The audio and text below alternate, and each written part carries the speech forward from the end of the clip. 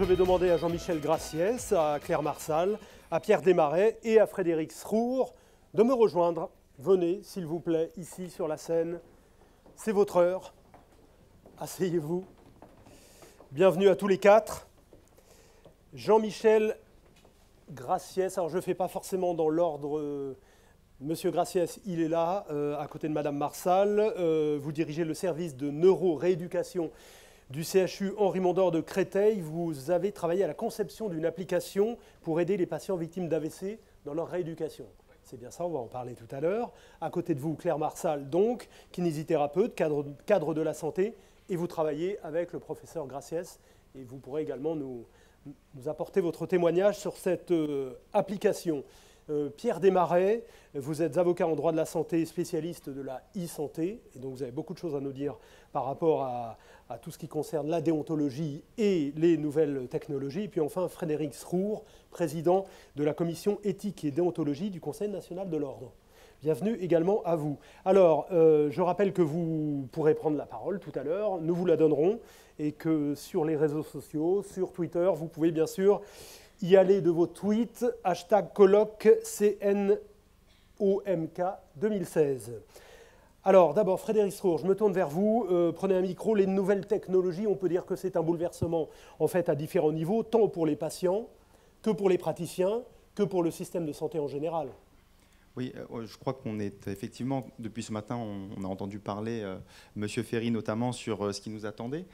Il a employé, j'ai remarqué, une rhétorique assez anxiogène, puisqu'il a parlé de bouleversement, d'envahissement de ces nouvelles technologies. Puis ensuite, il a été un peu plus rassurant sur la fin de son discours pour nous dire qu'effectivement, le professionnel de santé aura toujours sa place dans les prises en charge qui comporteront la e-santé, puisque la e-santé ne pourra pas remplacer le professionnel de santé, mais ce sera un complément de prise en charge pour améliorer la prise en charge des patients et peut-être même intervenir à distance dans les territoires dans lesquels on retrouve des déserts médicaux.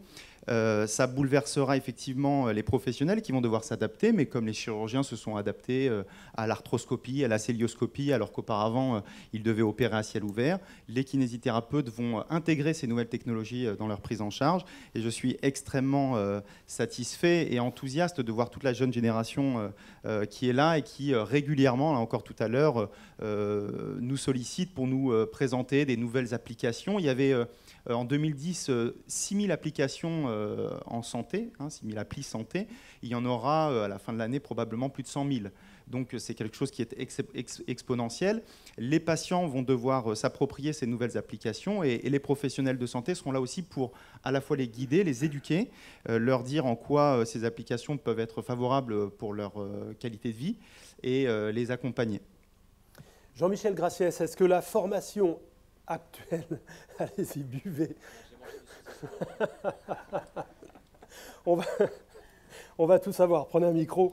Est-ce que la formation actuelle des kinés permet, selon vous, leur permet d'utiliser au mieux les nouvelles technologies? Oui, ça dépend de quelle technologie on parle, mais pour ce qui est effectivement d'application de mesures du mouvement du patient dans le quotidien, qui sont donc mesurées automatiquement et potentiellement transmissibles au kinésithérapeute, pour ce qui est de l'enregistrement de ce que fait le patient en termes d'exercice, ce dont on va parler, ce sont des applications qui sont faciles d'utilisation. Il n'y a pas besoin d'avoir des formations en informatique ou en ingénierie particulière. Donc oui, bien sûr, je pense que les concepteurs d'ailleurs de ces applications sont des gens qui font exprès de faire en sorte que les applications en question soient très simples d'utilisation. Donc je crois que oui, la formation ne me semble pas à modifier particulièrement. Par contre, il y aura une façon de faire différente. Comme on a vu beaucoup de kinésithérapeutes différents à l'instant, avec des façons de faire très différentes, des champs d'action très différents, je crois qu'un kinésithérapeute qui utiliserait telle ou telle application forcément changerait un peu sa façon de procéder, de travailler son métier. Mais ça ne nécessite pas forcément que les études soient fondamentalement différentes. Vous êtes d'accord avec ça? Vous voyez les choses de la même façon, Madame Marsal? Oui. Ce qu'il y a, c'est pour moi l'application. Enfin, on a dit depuis ce matin que les patients étaient chroniques, pluripathologiques et devaient beaucoup travailler chez eux.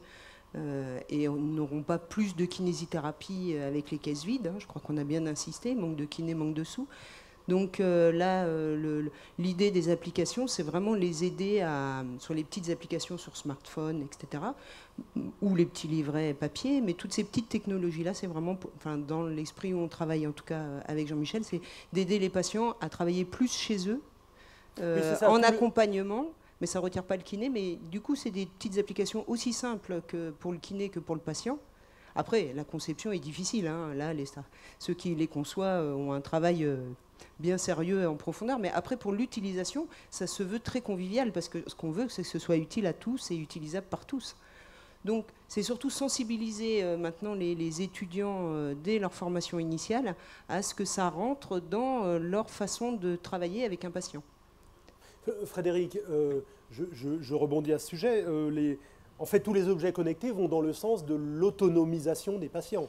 Oui, alors c'est un objectif, effectivement, c'est l'objectif du kinésithérapeute et de la kinésithérapie. Donc on est tout à fait dans ce champ-là. Notre travail à nous au quotidien, c'est de rendre le patient autonome, de faire en sorte que son handicap soit le moins présent possible dans sa vie, même pour ceux qui ont des pathologies chroniques, effectivement. Et donc ces applis santé qui auront pour vocation à la fois d'aider le patient à travailler entre deux séances, mais aussi le professionnel à avoir des nouveaux outils dans son exercice, vont compléter nos prises en charge. Il faut savoir que c'est pas la révolution, puisque ça existe déjà, hein. Après, il va falloir border un petit peu tout cela, et je pense qu'on en parlera tout à l'heure, notamment avec notre collègue avocat qui est ici, mais il va falloir border au niveau déontologique, au niveau des données de santé, etc. On en parlera. Monsieur Ferry nous a fait un peu peur avec les données de santé tout à l'heure, mais dans l'application, il faut savoir qu'à l'hôpital aujourd'hui, quand vous allez dans un service d'urgence, les urgentistes utilisent un arbre décisionnel qui a été élaboré par un des fondateurs d'SOS Médecins, qui est un arbre décisionnel où le professionnel de santé rentre les données du patient et obtient à la fin un diagnostic qui est à 86% correct. Et pour le moment, il ne s'auto-corrige pas, c'est-à-dire qu'on ne lui envoie pas encore les corrections et il sera probablement à 100% correct. Est-ce que ça veut dire que demain, le patient répondra tout seul devant son ordinateur aux questions pour avoir un diagnostic à la fin? Ça n'est pas possible. Effectivement, le professionnel de santé sera toujours derrière pour sécuriser. Dans le code de déontologie, il y a un article qui dit que les soins doivent être attentifs et consciencieux. On ne peut pas imaginer qu'un ordinateur ou un robot puisse être attentif et consciencieux vis-à-vis d'un patient.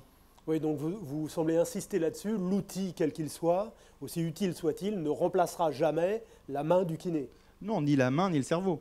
Et surtout pas le cerveau. Donc que ce soit à la fois dans l'élaboration du diagnostic en kinésithérapie, qui est quelque chose qui est vraiment important pour notre exercice, mais également dans la mise en œuvre des thérapies ou des techniques qu'on pourra utiliser, c'est quelque chose qui va nous aider, qui va nous faciliter la vie. Une application d'inclinométrie sur un smartphone, c'est plus facile à utiliser qu'un goniomètre. Et aujourd'hui, il n'y a plus de goniomètre dans les cabinets chez les jeunes praticiens, je pense. Je reviens un instant sur la télémédecine, dont on a pas mal parlé ce matin. C'est une technique qui peut vous être utile, dont vous vous servez, ou pas vraiment? Moi, j'en ai pas l'expérience de télémédecine pour l'instant. Enfin, je sais que c'est toujours en recherche, mais on ne l'a pas. Je crois pas que tu en aies. Non, monsieur Graciès. Je pense que excusez-moi, non, allez-y.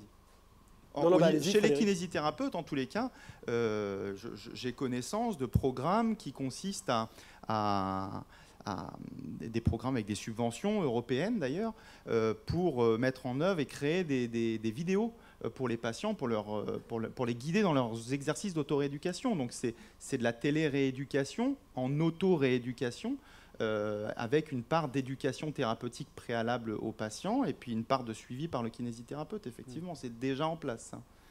Alors dans un instant, évidemment, Monsieur Desmarais, on va parler de toutes les questions d'éthique que ça soulève et de droit. Avant, on va rester encore un peu dans les applications concrètes et vous allez nous expliquer un peu, Jean-Michel, Claire, en quoi consiste cette application pour aider les patients victimes d'AVC dans leur rééducation. Donc la constatation de, on va dire, n'importe quel spécialiste du suivi d'hémiparétique chronique, qu'il s'agisse de médecins, de kinésithérapeutes, d'autres métiers impliqués dans la santé et dans la rééducation, la constatation de tout spécialiste, c'est l'inadéquation entre ce qu'on sait des facteurs de plasticité cérébrale et ce qu'on fait tous les jours pour les patients ou ce qu'on ne fait pas ou pas assez. Et en fait, on sait qu'il faut beaucoup de travail pour arriver à un peu de progrès. Or, cette quantité de travail, malheureusement, n'est pas accessible aux patients dans la plupart des cas. Donc l'idée de ce qu'on a appelé les contrats d'autorééducation guidés, sous-entendu guidés par le kinésithérapeute, guidés par le thérapeute, ce sont des systèmes où effectivement on commence par enseigner au patient pourquoi il ne peut pas bouger son bras, ensuite quels sont les muscles impliqués dans ces limitations de mouvement, et ensuite comment on va lutter contre ces résistances musculaires. Et dans ce contexte d'éducation du patient pour qu'il travaille à la maison et que le kinésithérapeute le voit à des intervalles qui sont plus longs que les intervalles conventionnels, peut-être toutes les 2 semaines, toutes les 3 semaines.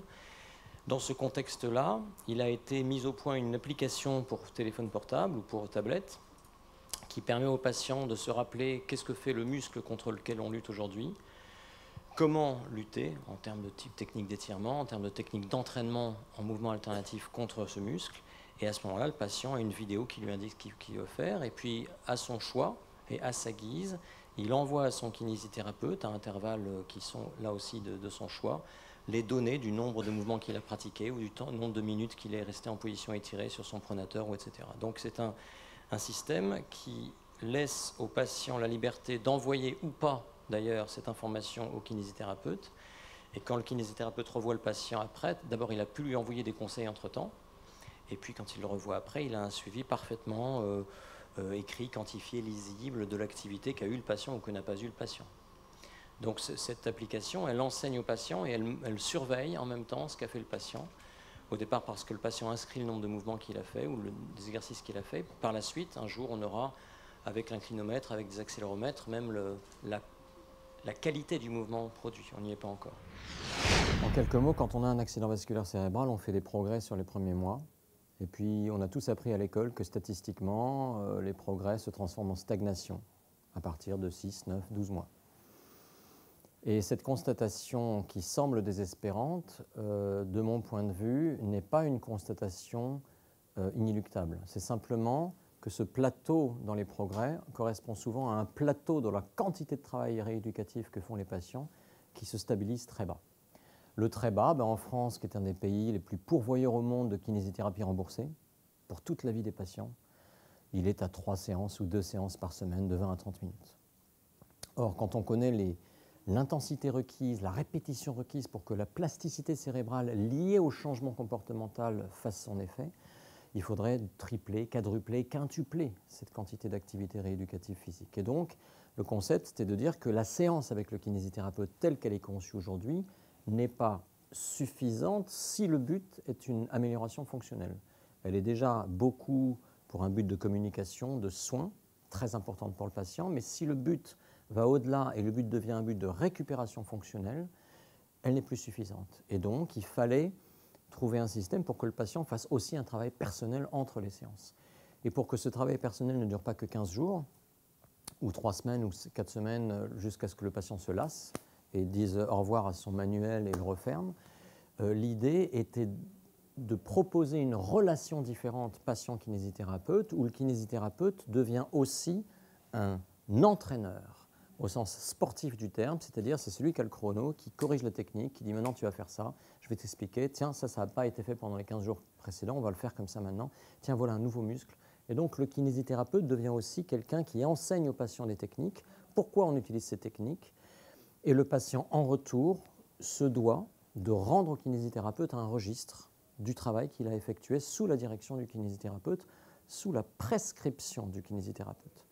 Et cet échange de bons procédés, le patient qui donne au kinésithérapeute l'information sur ce qu'il a fait, qui vient de son autosurveillance, et le kinésithérapeute qui, à intervalles réguliers, redonne au patient les conseils, l'encouragement, la technique, c'est la base d'un contrat moral, et que j'ai appelé contrat d'autorééducation guidée, qui n'a rien à voir avec l'autorééducation.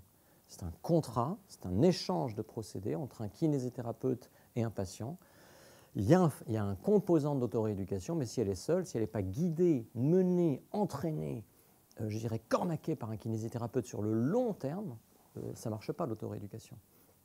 Et donc, contrat d'autorééducation guidée où les séances avec le kinésithérapeute peuvent être plus espacées qu'à l'habitude, elles peuvent aller jusqu'à toutes les 2 semaines, voire plus.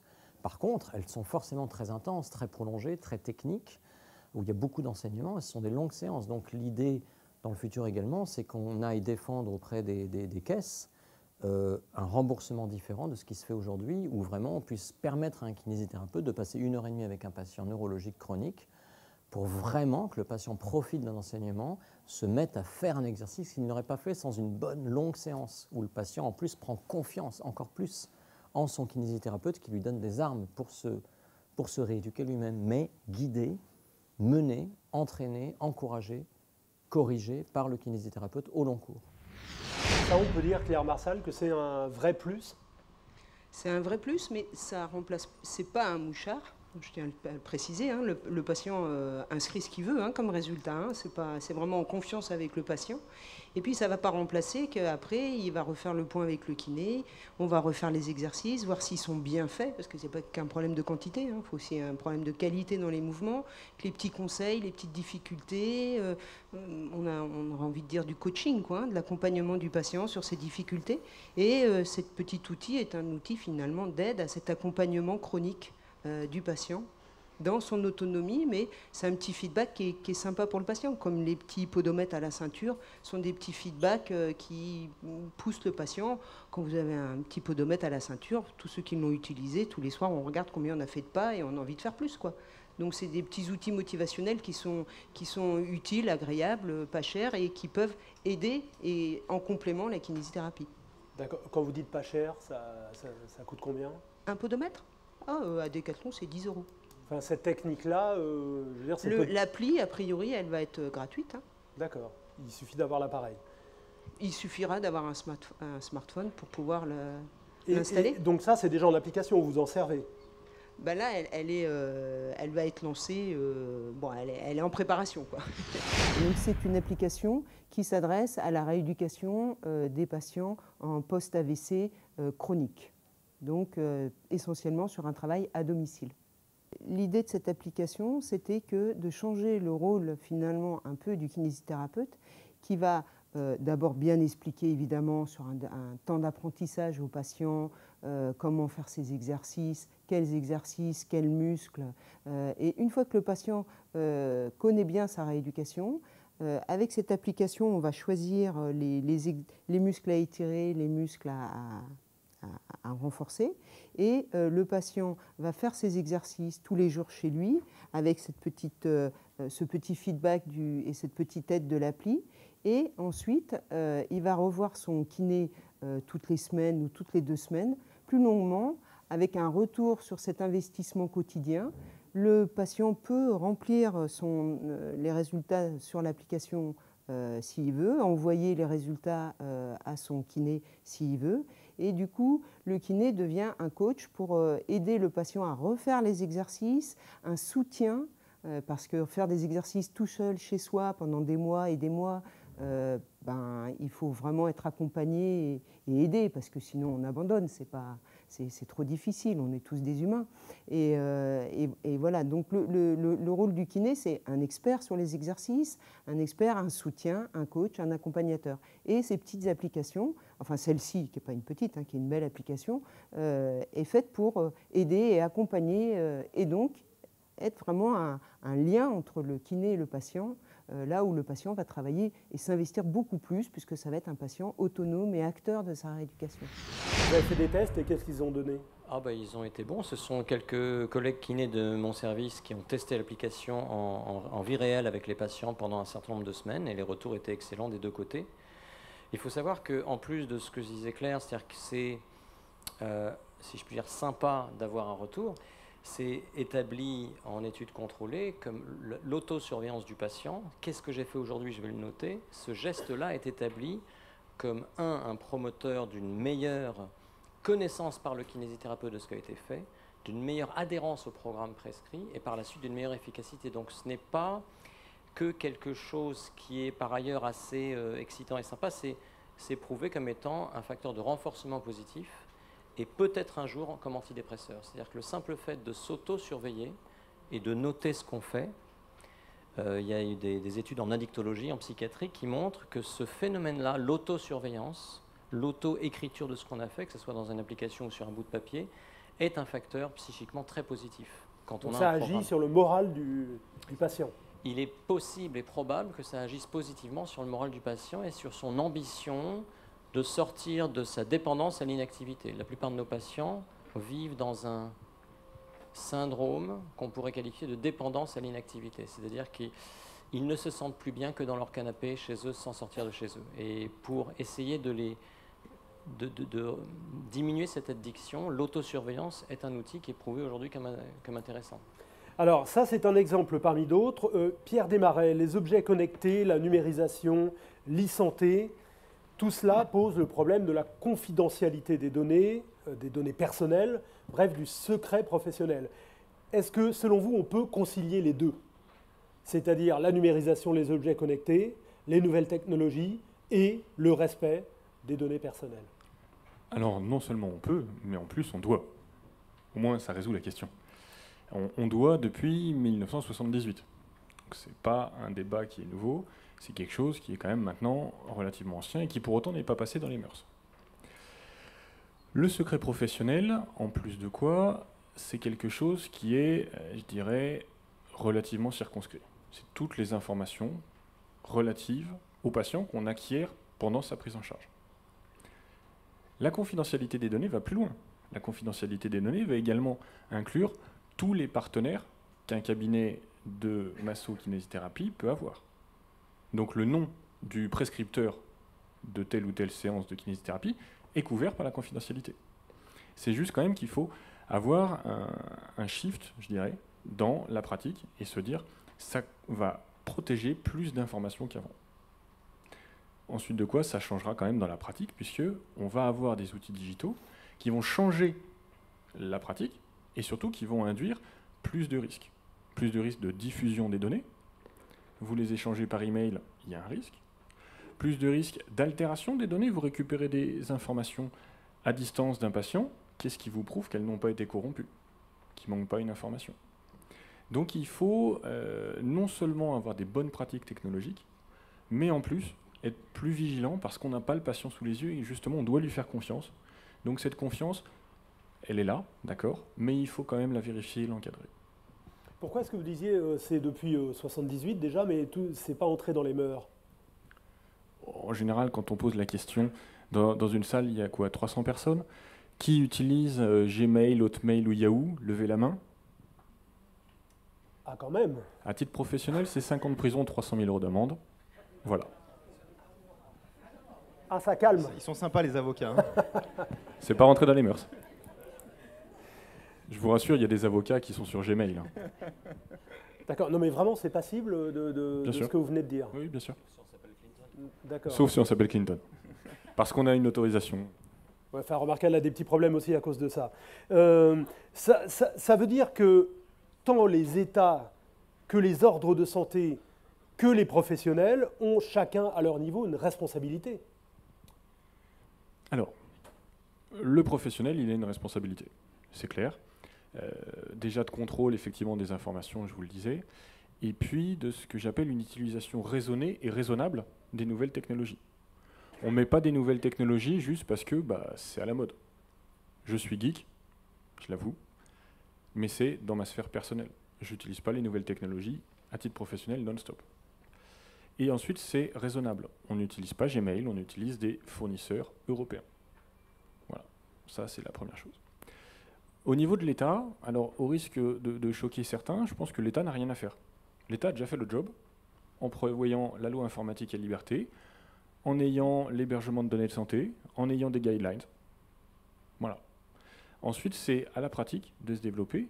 Et pour le coup, je pense que les ordres professionnels, alors qu'ils soient de santé ou autres, hein, mon ordre, l'ordre des avocats peut aussi s'en inspirer, ont un rôle à jouer. Déjà dans la diffusion des bonnes pratiques, c'est aussi peut-être une mission de l'ordre de dire, voilà, la sécurité des données, c'est ça. Ça passe par tel type d'outils. Pourquoi ne pas proposer des outils? Il y a des outils gratuits pour sécuriser des emails.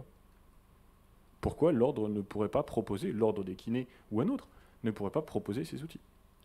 Et puis, vous disiez les ordres, et je pense que c'est ça qui est important en matière de profession de santé, c'est qu'il faut une coopération des différents ordres.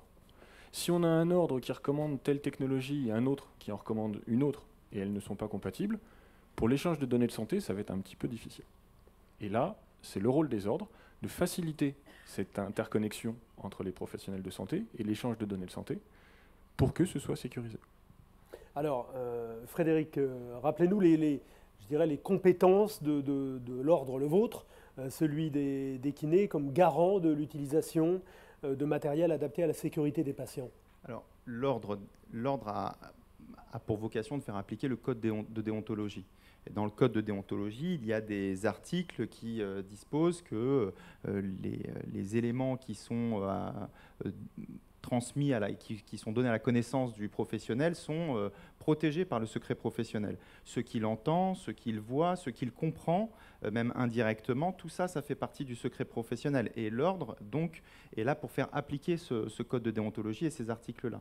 Ça veut dire qu'un professionnel qui contreviendrait à ces dispositions-là serait passible alors d'une peine lourde, effectivement, mais aussi d'une peine disciplinaire en parallèle. Il pourrait être condamné, avoir un blâme, une interdiction d'exercice si c'était très très grave. L'ordre participe également avec les autorités, notamment la CIP Santé, à la construction. On a co-construit les messageries sécurisées en santé qui existent déjà, que les professionnels n'utilisent pas pour le moment parce que c'est tout nouveau, ça date de cette année. Ce sont des messageries sécurisées. Chaque professionnel de santé a une messagerie à son nom qui est sécurisée et qui permet justement la diffusion vers les médecins, les kinésithérapeutes de données patients, garantissant d'éviter ce genre de corruption de données. Ensuite, sur ces données-là, on a également d'autres problématiques qui sont encore plus larges et qui, à mon avis, entraînent... Je pense que l'État a une responsabilité dans le sens où il faudrait que l'État mette en œuvre une coopération européenne sur cette question-là. Je crois que parler au niveau de la France des données de santé, alors que probablement les données qu'on utilise sur nos applications, elles sont traitées à la Silicon Valley, je ne sais pas très bien à quoi ça sert et si c'est vraiment pertinent. Pierre ? Alors, effectivement, la coopération, elle doit être européenne. Et je suis l'un des premiers à dire que la réglementation française qui veut à tout prix encadrer les données de santé, elle est un petit peu idiote parce qu'elle oublie effectivement que la donnée elle est volatile et qu'elle est au même instant à Paris et dans la Silicon Valley ou à Londres ou à Dublin, n'importe où. Les Européens essayent de se mettre d'accord sur un cadre unique. La difficulté, étonnamment, c'est que c'est les Français et les Allemands qui veulent un cadre spécifique, national, indépendant de l'Union européenne et qui mettent des barrières. Et ces barrières, elles vont finalement augmenter le risque. L'exemple, c'est l'hébergement de données de santé. En France, c'est très réglementé. On doit avoir un prestataire qui est agréé par le ministre de la Santé. À défaut, c'est une peine pénale, là encore, qui est très lourde. Mais qu'est-ce que font les industriels ? C'est pas compliqué, ils s'installent à Dublin. Google, tout ça, ils sont tous à Dublin. C'est ce qu'on appelle un paradis des données. Comme ça, ils n'ont pas besoin de respecter la loi française. Pratique. Un gros paradis Dublin. Je vais poser une question. Ça pourrait coûter 17 milliards d'euros à Apple. Je peux me permettre de poser une question à la salle, puisque vous avez posé une question sur l'utilisation de Gmail. S'il y a des kinésithérapeutes libéraux dans la salle, je voudrais savoir quels sont ceux qui ont qui ont déclaré leur logiciel de patient à la CNIL. Voilà. C'est très bien. C'est les élus ordinaux, en fait, parce qu'ils ont peur que ça leur tombe dessus. Mais sinon, effectivement, c'est une obligation. Toutes nos données patients qui sont au cabinet doivent être déclarées à la CNIL. Oui, et vous, Claire, Jean-Michel ? Ça, c'est à mon avis, moi, plus je suis l'hôpital. uniquement dans la formation, donc... Nous, par exemple, pour l'application dont je parlais, le prestataire est validé par le ministère et je crois a déclaré à la CNIL. Le prestataire, c'est la société qui a fabriqué cette application. Donc, normalement, on a bien vérifié que tout était sécurisé et qu'effectivement, le nuage d'informations qui plane au-dessus de nos têtes où il y a l'information de tel patient n'est pas accessible à une autre personne que celle que choisit le patient comme destinataire. Mais est-ce que ce sont des problématiques, ces questions de divulgation d'informations personnelles, est-ce que vous y êtes très sensibilisé ou ça n'est pas la première, ni voire la deuxième ou troisième de vos préoccupations ? C'est la 357 000 fois dans les études qu'on entend ça. On entend ça tous les 2 jours. Le secret médical, on apprend ça dès le premier jour des études. Donc, c'est presque trop. C'est-à-dire que oui, on y est sensibilisé. Est-ce que c'est appliqué, respecté ? Souvent pas, non. Dans la pratique réelle, il y a des brèches en permanence. Mais par contre, est-ce qu'on y a été, est-ce que le système éducatif a essayé de nous y sensibiliser? Bien sûr, on a entendu le secret professionnel toutes nos études. Est-ce que ça marche réellement? Est-ce que c'est appliqué? Ça dépend. Et puis, il faut effectivement se poser la question de ce que cette règle, qui est un dogme, qui ne peut pas être rompu, de la sécurité des données patients, n'entrave pas aussi la diffusion des connaissances. Par exemple, le dossier médical partagé, le DMP, dont on a commencé les travaux il y a 15 ans, on a fini par accoucher de quelque chose qui est très éloigné de ce que l'on souhaitait à la base. La transmission des informations par l'intermédiaire, via tous les professionnels de santé qui traitent les patients, eh bien, elle ne peut pas s'établir comme le souhaiterait le professionnel de santé, puisqu'elle s'établit telle que le souhaite le patient lui-même. Donc on a cette entrave-là. Ça montre à quel point ce secret des données du patient relève du patient et de sa propre volonté, et que parfois ça met une barrière à la progression de la prise en charge parfois coordonnée des patients. Vous êtes d'accord avec ça? Alors, le sujet a été lâché par un représentant de l'ordre, alors je vais y aller. Effectivement, le DMP, ça fait 15 ans qu'on attend, et dire qu'on a accouché d'une souris, je trouve que c'est déjà bien. Ça veut dire qu'on a accouché. Bon. Pourquoi je vous dis la responsabilité de l'État? Non. Regardez, l'État, il a fait le DMP. Prenez l'ordre des pharmaciens, il a fait le dossier pharmaceutique, ça tourne, tout le monde peut en avoir un, ça marche, et on partage l'information. C'est l'ordre qui a tout géré. Je pense que les ordres sont plus à même de répondre aux besoins de leurs praticiens que l'État, qui n'en a qu'une connaissance, je dirais, très éthérée, très juridique, et aucun intérêt pratique, ils ne savent pas comment ça se passe. Une question, le dossier pharmaceutique, le dossier pharmaceutique, c'est un dossier qui concerne uniquement les données du patient en rapport avec la pharmacie, ou c'est quelque chose qui reprend d'autres données? Alors, c'est toutes les données relatives à la dispensation de médicaments en pharmacie. Donc c'est dans toutes les pharmacies de France. Parce qu'effectivement, un dossier kinésithérapie qui pourrait être partagé entre kinésithérapeutes, ça peut être intéressant, mais nous avons besoin de transversalité avec les autres professionnels de santé, avec les médecins, les chirurgiens, etc. C'est ces données-là dont on a besoin et qu'on a besoin de partager. Est-ce que vous avez exemple, qu'on comprenne bien, qu'on soit très concret, Pierre Desmarais, d'affaires, de dossiers que vous avez pu avoir à gérer, où il y a eu divulgation d'informations, où il y a eu des fautes, des dérapages, des utilisations abusives? Alors, j'avais prévu un micro-diaporama, mais je crois qu'on n'a pas pu le mettre. L'un des meilleurs cas que j'ai trouvé, c'est une carte postale qui est en vente actuellement sur Amazon, où vous avez un patient qui envoie son dossier médical par carte postale. C'est assez joli. Mais vous avez des cas qui sont plus concrets. Vous avez un laboratoire de biologie médicale dans le sud-ouest de la France qui s'est fait pirater toutes ses données. Et les données ont été mises en ligne sur Internet par un groupe de pirates parce que le laboratoire n'avait pas payé la rançon. Ça arrive. Vous avez des pacemakers qu'on peut pirater à 90 mètres pour déclencher une décharge électrique de 830 volts. Oui, ça peut, mais ça n'est pas encore arrivé. C'est arrivé. C'est arrivé? Oui. En France? Bien sûr que ça arrive. Donc ça veut dire qu'il peut y avoir... Moi, j'ai pas de pacemaker. Pas encore. Vous êtes sauvé. Ça va. Bon, est-ce que, Pierre, toujours vous, est-ce que la dernière loi de santé en France a pris la mesure de ces défis? Est-ce qu'elle est à la hauteur?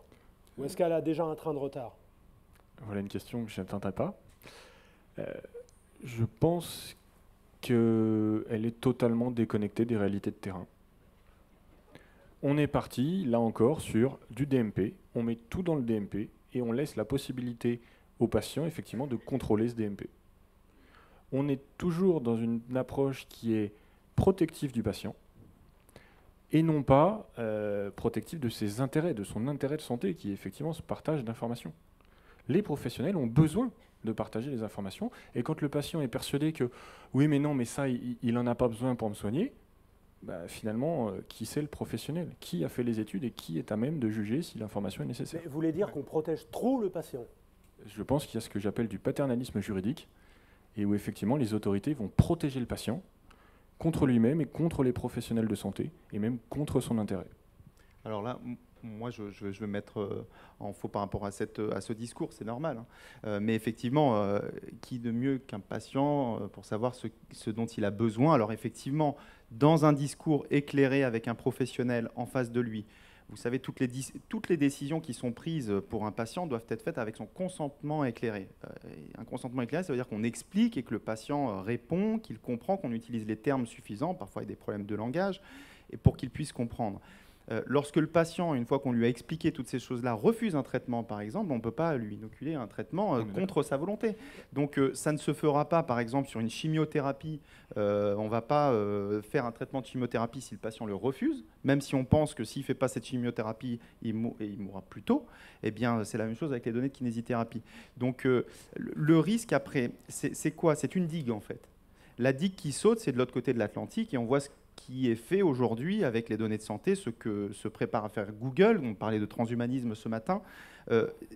C'est pas une vision altruiste. Ça n'est pas pour le bien-être de l'humanité que ces données-là sont traitées. Et l'objectif derrière, c'est la marchandisation de ces données-là. Je crois que la loi E20, si je ne me trompe pas, interdisait la marchandisation des données médicales, ou en tous les cas confortait cette interdiction-là. Bon, je ne sais pas. Alors peut-être que la nouvelle loi santé à modifier ces choses. J'ai récemment entendu qu'une mutuelle comptait éventuellement différencier ses contrats en fonction de ce qu'un patient était tabagique, non tabagique, etc. Là, on arrive justement dans des données de patients qui vont avoir une influence sur des cotisations, etc. Qu'est-ce que vous en pensez? Parce que c'est ça ce que vous prenez. Hein. Alors, il y a deux parties dans votre interpellation. La première, c'est effectivement, je vous disais, pour moi, la loi Touraine va trop loin, protège trop le patient. Je ne vous dis pas, il faut ouvrir toutes les données par principe, et puis le patient n'a pas son mot à dire. La question, c'est, effectivement, il faut que le patient consente à l'ouverture de son DMP. Oui, j'autorise mon masseur kinésithérapeute à accéder à mon DMP. En revanche, quand le patient dit ça, je pense qu'il doit jouer la transparence. Il ne devrait pas avoir la possibilité de masquer des informations qui sont potentiellement indispensables à la prise en charge. Le masseur kinésithérapeute recueille le consentement, il est transparent, mais le patient doit l'être aussi. C'est donnant-donnant, pour l'intérêt du patient. Je ne prône pas du tout une commercialisation à outrance des données. Je pense qu'effectivement, ce serait problématique. Alors, c'est le risque, en fait. On voit effectivement aux États-Unis se développer ce genre de pratique. C'est beaucoup moins important que ce qu'on pense. Hein. C'est de la commercialisation vis-à-vis de l'assurance maladie complémentaire. Les données de santé aux États-Unis sont très protégées par la loi AIPA, qui va imposer des normes techniques assez lourdes aux opérateurs dans la santé. C'est au niveau de l'assurance que ça se complique. En France, les chances que ça arrive sont assez minimes. Pourquoi? Parce qu'il y a une loi de 66 qui interdit de modifier les tarifs d'une assurance maladie en fonction des données de santé du patient. Donc finalement, il récupère les données de santé, on ne voit pas bien à quoi ça lui sert, l'assureur. Première chose. Deuxième chose, réutiliser les données de santé ou utiliser des données de santé collectées directement auprès des patients ne peut se faire que si on poursuit ce qu'on appelle un intérêt légitime. Le Conseil d'État nous a expliqué ce que c'était que l'intérêt légitime. C'est l'industriel, l'assureur a un intérêt, et on va apprécier sa légitimité par rapport à l'atteinte aux droits fondamentaux de la personne concernée. Ici, une personne malade, qui a un droit fondamental qui est celui de la vie privée et du respect du secret de ses informations de santé. Les chances de voir tous les assureurs pouvoir récupérer les données de santé pour adapter leur assurance sont, à mon avis, quasi nulles. Il y aura quelqu'un qui va intervenir avant et dire « non, je ne l'autorise pas ». Bien, on va ouvrir la conversation, prendre vos réactions, vos témoignages, vos questions. Donc n'hésitez pas, levez la main si vous avez quelque chose à dire par rapport à toutes ces questions. Vous les avez refroidies avec les peines dont vous avez parlé tout à l'heure. Alors, si la première question était comment faire sa déclaration CNIL, c'est pas compliqué, CNIL.fr, ça prend 5 minutes. Bien, alors nous avons ici Madame Desclères-Dulac, qu'on retrouvera tout à l'heure. Je vais prendre un de vos micros. Voilà. Madame Desclères-Dulac, qui est la coprésidente du collectif interassociatif sur la santé et qui représente les usagers dans plusieurs conseils de surveillance d'établissements en région Val-de-Loire, si je ne dis pas de bêtises. Oui, enfin, même au plan national, non. Autant. Est-ce que vous pouvez vous lever, Madame Desclères-Dulac, pour que tout le monde... puisse vous suivre, vous voir et vous suivre. Bonjour à toutes et à tous. Ce que je voudrais dire, c'est que autant au démarrage de ce qui a été dit sur les objets connectés et l'apport que cela faisait pour les patients, je le partage complètement. Par contre, quand on est parti dans la responsabilisation du patient, je dois dire que là, je mettrai quelques bémols, notamment à ce que dit monsieur l'avocat. Parce que la santé d'un patient, c'est sa santé. Et je crois que là aussi, il faut qu'on comprenne bien que lorsque quelqu'un qui a une pathologie chronique, qui a des grandes difficultés de vie, eh bien, il faut l'accompagner. Et je ne suis pas du tout d'accord, on n'est pas du tout à dire que le patient ne doit pas dire un certain nombre de choses par rapport à son dossier médical partagé. Depuis 15 ans, je travaille dessus. Alors, je sais ce que ça veut dire, mais je crois qu'on va peut-être y arriver, puisqu'on a quand même, et c'est notre rôle que nous avons joué, fait que dans la loi Touraine, qui, vous dites qu'elle protège le patient, pas tant que ça, cher monsieur, parce qu'il y a la mise en place de l'Institut national des données de santé. Oui, non, mais on peut en discuter, j'en suis la vice-présidente quand il va être créé, je suis actuellement vice-présidente de l'IDS. Ce n'est pas aussi simple que ça. Et je crois qu'il faut quand même dire un certain nombre de choses. C'est qu'aujourd'hui, on a vu des exemples où justement l'assurance maladie allait ne plus rembourser quelqu'un qui n'était pas observant par rapport à tel ou tel dispositif médical qu'on lui avait mis. Mais avant de ne plus le rembourser alors qu'il a une pathologie lourde, il faut peut-être l'accompagner et savoir pourquoi il n'a pas utilisé ce dispositif. Donc je voudrais dire que là, il y a vraiment des barrières à franchir et qu'il faut rétablir la confiance, et on ne la rétablira pas la confiance avec ce que vous avez dit. Et je voudrais, moi, dire qu'il faut rétablir... J'ai géré pendant 15 ans les commissions paritaires avec les professionnels de santé. Donc je voudrais dire qu'il faut absolument que la relation soignant-soigné, qu'il s'agisse d'un kiné, qu'il s'agisse d'un médecin, qu'il s'agisse d'une infirmière, peu importe, il faut aujourd'hui rétablir la confiance. Et on est en train de prendre des chemins qui font que l'on oppose le soigné au soignant et vice-versa. Et je crois qu'il faut qu'on parte sur un respect mutuel. Et si cette confiance, nous la rétablissons, il n'y a aucune raison que le patient n'accepte pas que dans son dossier médical, qui est un dossier médical partagé pour la coordination des soins, dans son parcours de santé, moi je dirais dans son parcours de vie, eh bien ça ne soit pas mis. Et là, je crois qu'il ne faut pas prendre le problème dans la judiciarisation, mais qu'il faut le prendre dans une responsabilisation mutuelle, partagée, et qu'à partir de là, on pourra peut-être décoder un certain nombre de choses.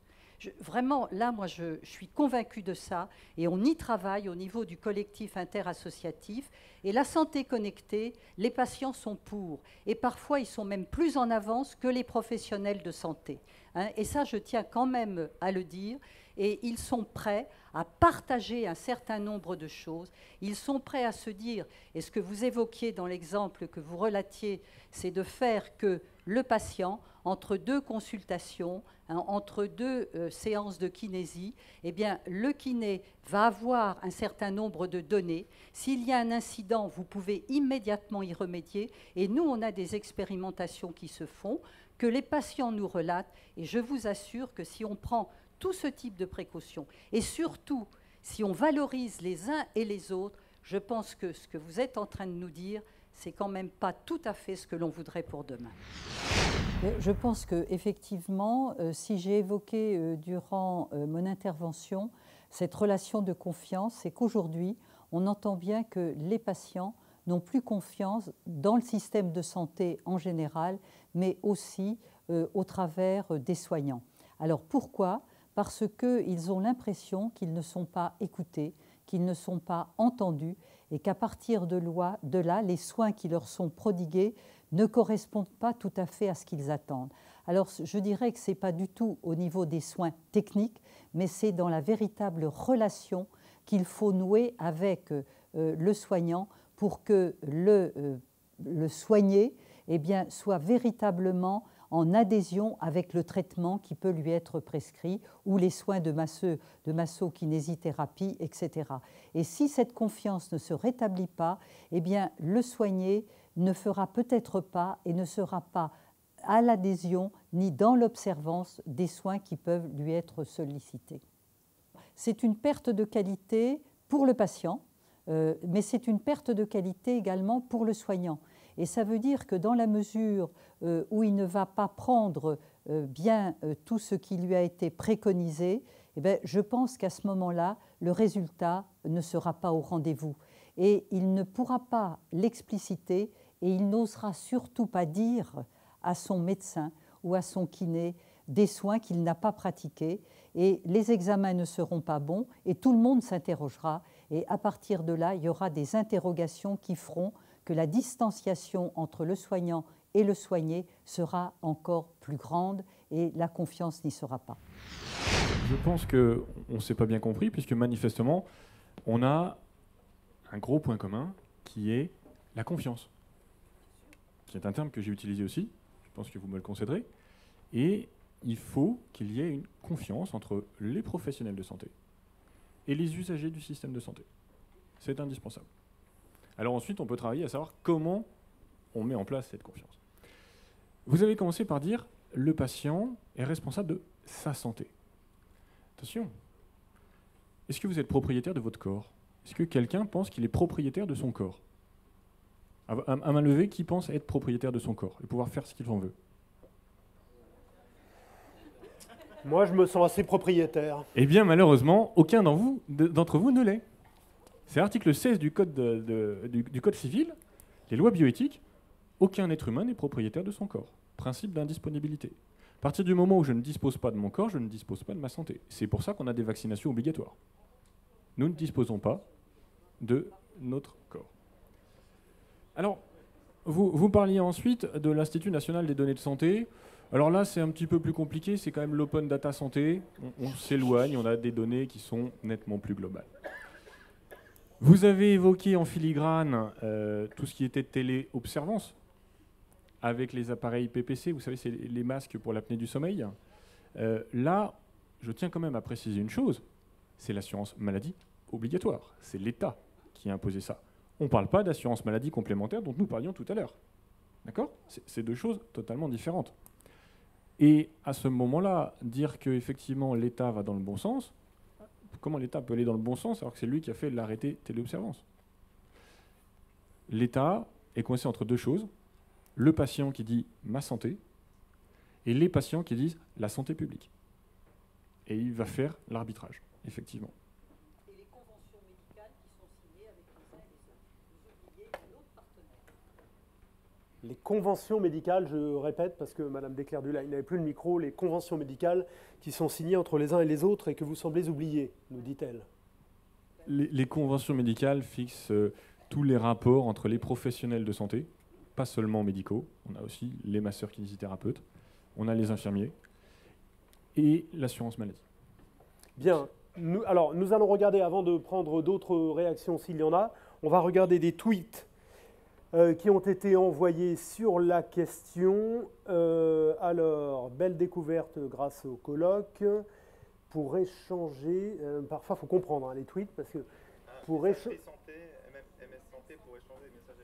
Entre pros de santé, donc ça concerne la messagerie sécurisée.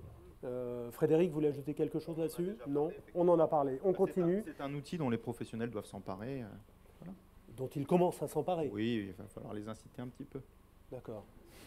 Un autre tweet, on m'a dit qu'il y en avait plusieurs, le voici.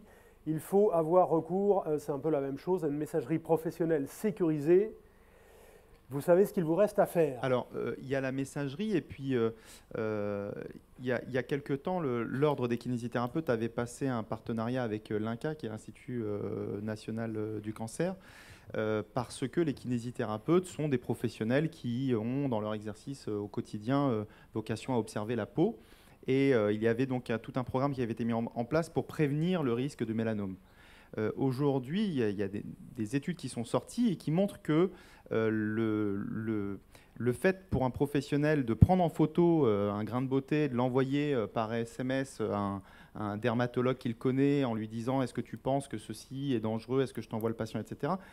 Apparemment, c'est pertinent.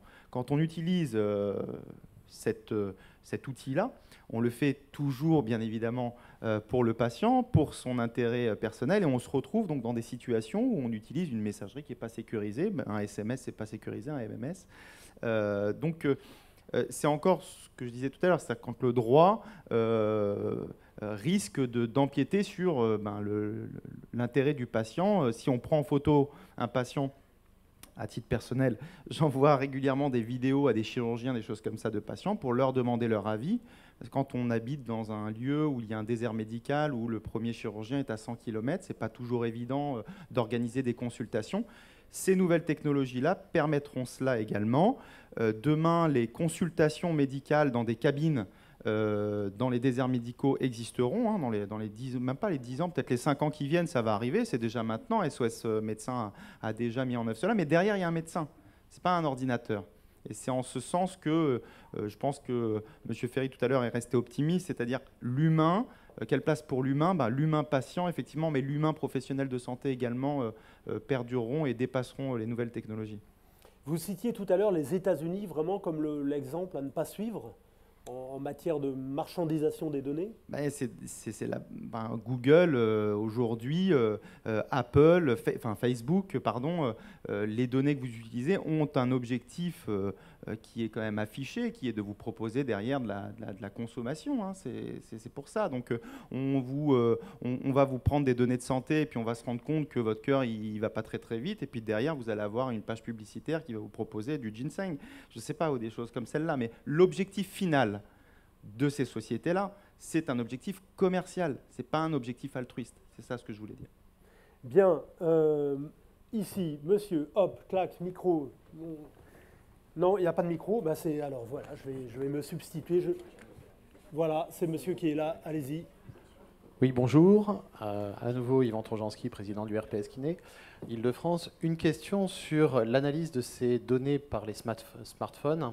Et comme Madame le disait, les patients vont nous envoyer des données. Est-ce qu'on peut, si on ne regarde pas ces données, puisqu'en fait, là, aujourd'hui, on reçoit le patient dans notre cabinet, ou il nous appelle au téléphone, mais on peut refuser. Si les données sont envoyées, est-ce qu'on peut être accusé éventuellement de non-assistance à personne en danger s'il y a une donnée qui, aujourd'hui, nous est transmise et pourrait nous alerter? Je pense que le mot-clé a été prononcé plusieurs fois maintenant, c'est le mot confiance. Dans 99,9% des relations entre un soignant et un soigné, il y a quand même une confiance. On est tous là pour ça, je crois. Et en général, la confiance existe. Et voilà, si un kiné n'a pas eu le temps ou n'a pas eu l'occasion de voir les données, ce serait quand même étonnant pour un patient qui a une sclérose en plaques, un accident vasculaire, une maladie lourde, qu'il aille penser à condamner son kiné parce qu'il n'a pas... Enfin, je crois que là encore, on est en France, on est en Europe, on est dans des... Il y a eu des condamnations, il y a une jurisprudence chez les médecins, de l'ordre des médecins, qui a condamné un médecin parce que ce dernier n'avait pas donné suite à un appel téléphonique d'une patiente et ne l'avait pas orienté suffisamment rapidement vers un professionnel. Il n'était pas de garde, il n'a pas fait ce qu'il fallait, il a été condamné, effectivement. Alors c'est intéressant ce que tu dis, Yvan. Il y a un article dans le Code de déontologie qui dit qu'on peut, pour des raisons personnelles ou professionnelles, refuser de prendre en charge un patient, mais on doit quand même assurer la continuité des soins. Mais en première intention, on peut, pour des raisons personnelles ou professionnelles motivées, bien évidemment, c'est pas parce qu'il a une sale tête, refuser la prise en charge d'un patient. On pourrait imaginer que ça s'applique aussi à un mail qu'on pourrait recevoir d'un patient pour une prise en charge et pour laquelle on ne donnerait pas de réponse. Aujourd'hui, il n'y a pas de jurisprudence là-dessus, en tous les cas, sur notre ordre. Ce dont on parlait avec cette application, c'est une quantité d'exercices faits ou pas pratiqués ou non pratiqués par le patient. Ce n'est pas un traitement au sens reprendre le pacemaker, reprendre un médicament pour... Bon, donc voilà, on n'est pas dans quelque chose où il y a une menace vitale, ça n'a rien à voir. Hein. Ce sont des quantités d'exercices, on les fait ou on ne les fait pas. Je veux juste revenir un tout petit peu sur la semi-controverse qui vient d'avoir lieu, qui n'en est pas une à mon avis, juste pour dire quelque chose, parce qu'il a fallu que ce soit un avocat qui nous rappelle ce qui est très très vrai, qu'on voit tous les jours quand on est une profession de santé, c'est que très souvent, dans le quotidien, on s'échange une information entre deux professionnels de santé. S'il avait fallu demander au patient « Est-ce que j'ai le droit d'échanger cette information avec tel kiné qui va vous prendre cet après-midi ?» Le patient a « Non, pourquoi vous dites ça ?» Parce qu'il y a des choses qu'on sait en tant que professionnel et qu'il faudrait faire en sorte de pour que le patient en conçoive l'importance, que le patient ait fait ait la même formation, la même expérience, la même quantité d'expérience emmagasinée que le thérapeute. Donc la collaboration entre deux professionnels de santé, dans le quotidien, bien sûr qu'elle n'attend pas, à chaque fois qu'un échange de phrases se fait dans un couloir d'hôpital ou dans un cabinet de kiné, qu'elle n'attend pas. Donc je pense que c'est ça qu'il a voulu dire. Ça, vous êtes complètement d'accord tous les deux. Il a juste signalé un phénomène réel de tous les jours, c'est que tous les jours on parle de quelqu'un pour son soin et qu'on ne va pas à chaque fois demander à cette personne, entre un médecin et un kiné ou deux kinés ou deux médecins, si au fait, est-ce que voilà. Et il y a des moments où l'échange d'informations professionnelles n'est pas forcément compris, tout de suite en tout cas, par le patient dont on parle. Et voilà, je pense que c'est ça que vous avez voulu signaler. Bien, alors est-ce qu'il y a encore une remarque ou une question? Je vais rebondir quand même sur effectivement cette rapidement, parce qu'on a deux mains qui se lèvent, on va essayer de prendre les deux. Le vrai problème, c'est l'email qui arrive le vendredi à 18h58, alors qu'on va éteindre l'ordinateur, et où on se dit c'est pas grave, je le verrai lundi, et là on a un problème. Et oui, on peut être condamné pour omission de porter secours, c'est tout à fait possible. Le juriste est de temps en temps un peu à l'extérieur de la relation de confiance entre le professionnel de santé et le patient. Et il va dire oui, effectivement, il aurait fallu être consciencieux, toujours cette obligation de soins consciencieux, et jusqu'à 19h, heure de fermeture supposée du cabinet, regardez les emails. Bien, madame, ici. Oui, bonjour. Donc, je suis Laurence Vermand, je suis élue au Conseil de l'Ordre de la Gironde. On parlait de confiance avec le patient. Vous avez parlé, madame, tout à l'heure des données qui pouvaient éventuellement être erronées. Je voulais savoir ce qu'il en était de la responsabilité du kinésithérapeute en cas de transmission de données erronées. Alors, je peux vous donner un éclairage juridique. On a de la jurisprudence déjà en matière de téléimagerie, où on considère que le téléradiologue qui reçoit des images doit en contrôler la qualité et en contrôler la cohérence par rapport aux autres informations qu'il a pu récupérer sur son patient. En dehors de ça, si vous avez mis en œuvre toutes les vérifications d'usage, votre responsabilité ne devrait, à mon sens, pas pouvoir être engagée, puisque vous avez une obligation de moyens et non pas une obligation de résultat. Bien. Une dernière question. Il y avait monsieur... Voilà.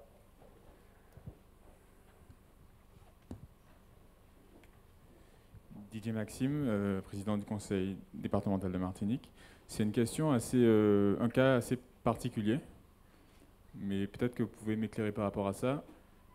J'ai ma collègue qui reçoit une patiente, et récemment j'ai vu cette patiente avec un homme qui je sais être dangereux. Puis-je intervenir, parce que je sais qu'il est dangereux et qu'il a déjà... Enfin, est-ce que j'ai une action à faire? Est-ce que je peux lui dire attention, alors que ce n'est pas ma patiente? Est-ce que je peux intervenir et de quelle manière je peux intervenir? Sachant que l'information comme quoi elle était, pour revenir aux nouvelles technologies, l'information comme quoi elle était avec cet homme, je l'ai vue sur le net. Je pense que c'est une question qui relève plus de l'éthique que du juridique. Merci, ils sont forts. Hein. Ils sont forts. C'est pour ça qu'on est kinésithérapeute. Alors, non, mais effectivement, c'est effectivement déontologique ta question, parce que on a émis des avis là-dessus. On a édité des circulaires sur la question.